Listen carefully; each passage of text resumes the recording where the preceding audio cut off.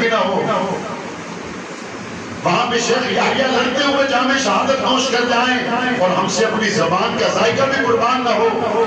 وہاں 40,000 لوگ جام شہادت نوش کر جائیں اور یہاں پر ان کے لیے آواز اٹھانے کے لیے ہم کسی کے قدم بھی مضبوط نہ کر سکیں، اپنے گھر سے باہر بھی نہ آ سکیں، تو اس سے بڑی ناکامی اور نامرادی کوئی نہیں ہو سکتی ہے کہ ڈاکٹرز نے لاشوں کے درمیان میں کھڑے ہو کر پریس کانفرنس کی اور انہوں نے کہا کہ دنیا کا سب سے بڑا ہسپتال کے اندر قتل عام غزہ میں ہوا۔ زندہ باد زندہ باد صحابہ زندہ باد صحابہ زندہ باد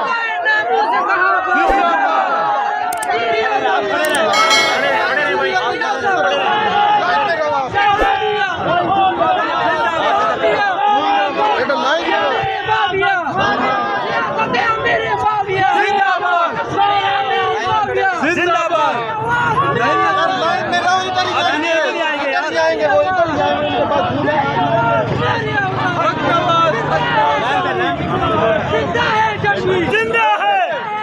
زندہ ہے کی شکل میں زندہ ہے زندہ ہے زندہ ہے زندہ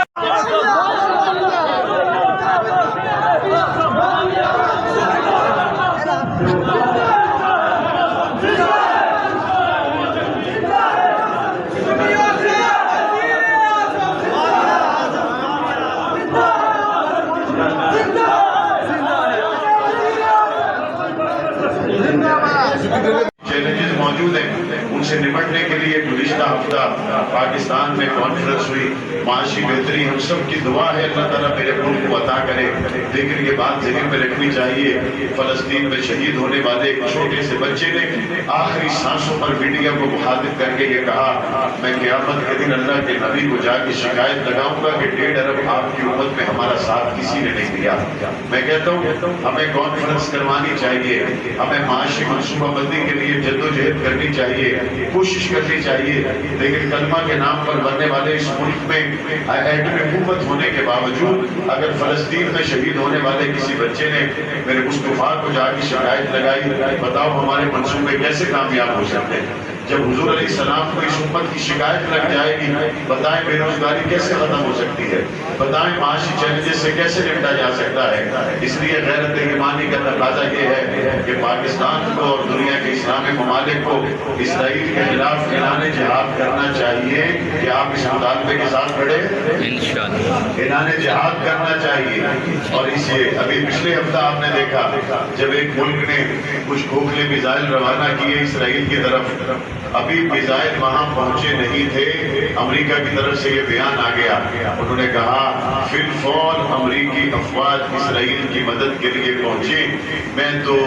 1 سال سے ایسا اعلان سننے کے لیے تڑپ رہا ہوں جب کبھی اسرائیل کی طرف میزائل فائر کیے جائیں تو امریکہ امداد کے لیے میزائل پہنچنے سے پہلے پہنچ جاتا ہے، جب اسرائیل کے میزائل فلسطین کی طرف فائر کیے جاتے ہیں 50 سے زائد اسلامی ممالک میں کوئی ایک تو ہو جو کہے کہ میزائل پہنچنے سے پہلے ہم اپنے سینے حاضر کر دیں گے، کوئی ایک تو ہو جو جا کر کہے کہ مسجد اقصیٰ کی حرمت کے لیے ہم تیار ہیں۔ اللہ تعالیٰ ہمیں غیرت ایمانی عطا فرمائے اور ہم 24 اکتوبر سن 2024 آنے والی جمعرات کو 12 بجے دوپہر سے نماز مغرب تک شہدائے اسلام کانفرنس جو علامہ محمد اعظم طارق شہید رحمۃ اللہ علیہ کی یاد میں ہر سال آپ پارا ہاکی گراؤنڈ میں منعقد ہوتی ہے، اس سال شہدائے اسلام کانفرنس میں بطور خاص ہم غزہ کے شہداء کے لیے، فلسطین کے شہداء کے لیے، دنیا کے مظلوموں کے لیے، ناموس صحابہ و اہل بیت کی آئینی قانونی تحفظ کی جنگ لڑنے کے لیے سیاسی ایک بہت بڑے اجتماع کا اور ایک نظریاتی ایک بہت بڑے اجتماع کا اور فلسطین اور غزہ اور ڈاکٹر عافیہ صدیقی جیسے مظلوموں کی آواز بننے کا ایک عملی اظہار کرنا چاہتے ہیں۔ علامہ محمد اعظم طارق شہید رحمۃ اللہ علیہ کی یاد میں ہونے والے 21ویں سالانہ آپ پارا ہاکی گراؤنڈ کے اس اجتماع کا آپ حصہ بنیں گے انشاءاللہ،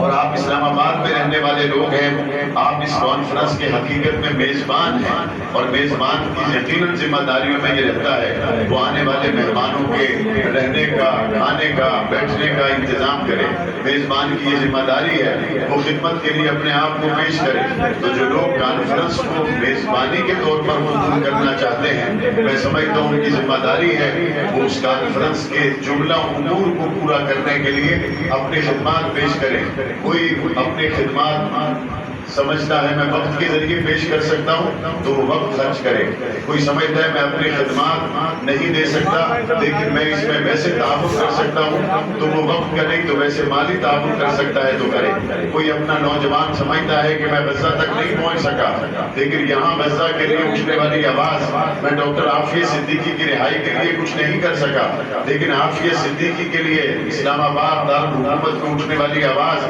ناموس صحابہ و اہل بیت کی قانون سازی کے لیے میں ممبر نہیں ہوں کہ ایوان میں بیٹھ کے کچھ کر سکوں لیکن اس کے لیے اٹھائی جانے والی آواز کو میں مضبوط کر سکتا ہوں۔ اس آواز کو مضبوط بنانے کے لیے اس کی جو ذمہ داری آ سکے اس کو دینی غیرت اور حمیت کا تقاضا یہ ہے کہ اس ذمہ داری کو اسے اٹھانا چاہیے۔ آپ تمام اسلام آباد کے لوگ اس کانفرنس کی میزبانی قبول کرنے کے لیے تیار ہیں انشاءاللہ؟ جو واقعی تیار ہے وہ ہاتھ کھڑا کریں انشاءاللہ۔ تمام اس کانفرنس کا حصہ بھی بنیں گے اور آپ بطور میزبان اس کانفرنس کی تمام ذمہ داریوں کو انشاءاللہ پورا بھی کریں گے۔ کراچی کمپنی G9 یہ ہمارا مرکز ہے اور یہاں کے تاجروں سے ہمیں محبت ہے، ہمیشہ سے ہی اہل حق کے ساتھ مدارس مکاتب کے ساتھ ان کا خوبصورت تعلق رہا۔ ہمارے محترم بزرگ ضلع صدر اسلام آباد حافظ محمد نصیر صاحب یا ہمارے سرپرست حضرت مولانا عبدالرزاق حیدری صاحب یا مرکز عبداللہ بن مسعود ہو، میرے والد شہید رحمۃ اللہ علیہ کے زمانے سے آپ اس مرکز کے ساتھ ایک خوبصورت تعلق ہے۔ میں چاہتا یہ ہوں اس مرکز سے نکلنے والی پوچھنے والی آواز یہ ہے کچھ نہیں کر سکتے کچھ نہیں کر سکتے تو کم از کم کراچی کمپنی کے تاجر مل کے یہ تو طے کر لیں کہ ہماری مارکیٹ میں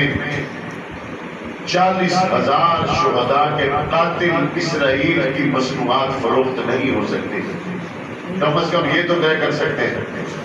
مجھے افسوس ہوتا ہے اس دکاندار پر جو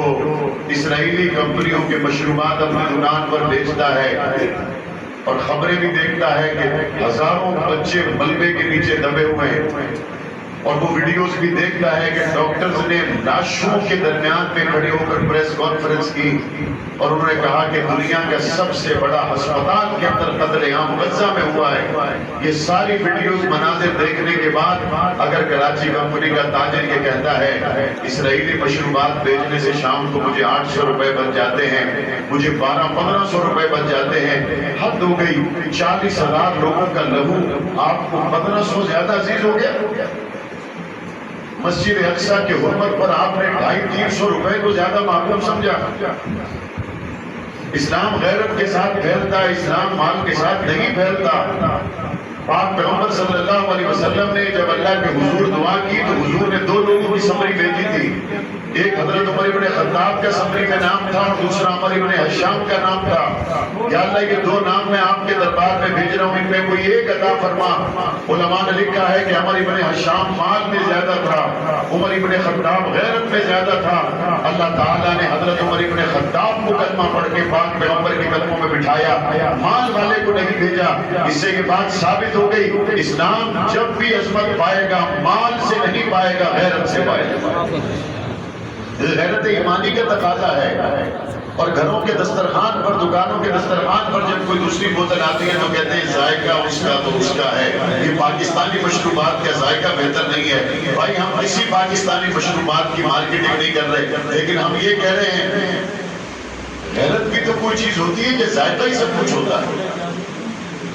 اللہ کے رسول صلی اللہ علیہ وسلم نے فرمایا اللہ نے ایک بستی کو الٹنے کا حکم دے دیا، فرشتے زمین کی طرف آئے اور واپس لوٹ گئے، کہا یا اللہ اس بستی میں سارے گناہگار ہیں لیکن ایک ایسا بندہ ہے جس نے لمحہ بھر کے لیے کبھی آپ کے حکم کے خلاف نہیں کیا،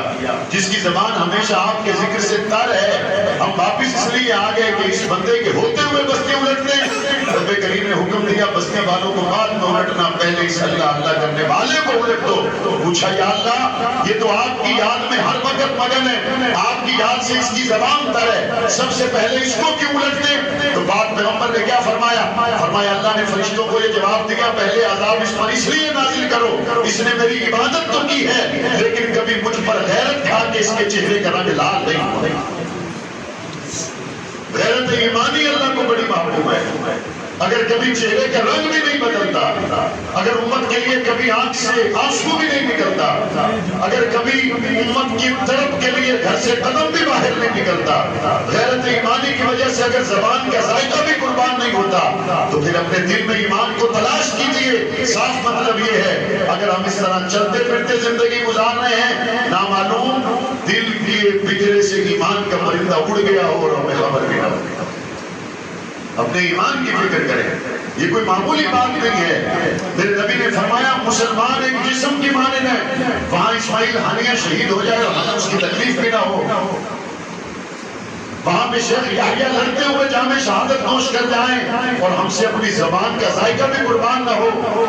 وہاں 40,000 لوگ جامِ شہادت نوش کر جائیں اور یہاں پر ان کے لیے آواز اٹھانے کے لیے ہم کسی کے قدم بھی مضبوط نہ کر سکیں، اپنے گھر سے باہر بھی نہ آ سکیں، تو اس سے بڑی ناکامی اور نامرادی کوئی نہیں ہو سکتی۔ اللہ تعالیٰ نے چاہا انشاءاللہ ثم انشاءاللہ ایک دن مسجد اقصیٰ آزاد ہو کر رہے گی انشاءاللہ۔ حضرت مفتی تقی عثمانی صاحب نے کنونشن سینٹر اسلام آباد میں کہا تھا ہم نہیں چاہتے جنگ رکے، ہم نے کب کہا ہے جنگ رکے؟ ہم تو صرف یہ کہتے ہیں بچوں اور عورتوں کا قتل عام بند ہونا چاہیے، لڑنا ہے تو ان مجاہدین سے لڑو جن سے تمہارے 1 سال گزرنے کے باوجود اپنے قیدی نہ چھڑوائے گئے، لڑنا ہے تو ان سے لڑو جن کو ماں نے دودھ ہی مجاہد بننے کے لیے پلایا ہے، تم بچوں کو مارتے ہو، عورتوں کو مارتے ہو، بچوں اور عورتوں کا قتل عام بند ہونا چاہیے، جنگ تو مسجد اقصیٰ کی آزادی تک جاری رہے گی انشاءاللہ۔ اور انشاءاللہ جمعرات کے دن آپ بارہاکی گراؤنڈ میں اسی عنوان پر آپ سے ملک بھر کی نامور دینی مذہبی قومی شخصیات مخاطب ہوں گی، آپ اس کی تیاری جاری رکھیں۔ اللہ تعالیٰ ہم سب کا حامی ناصر ہو۔ وآخر دعوانا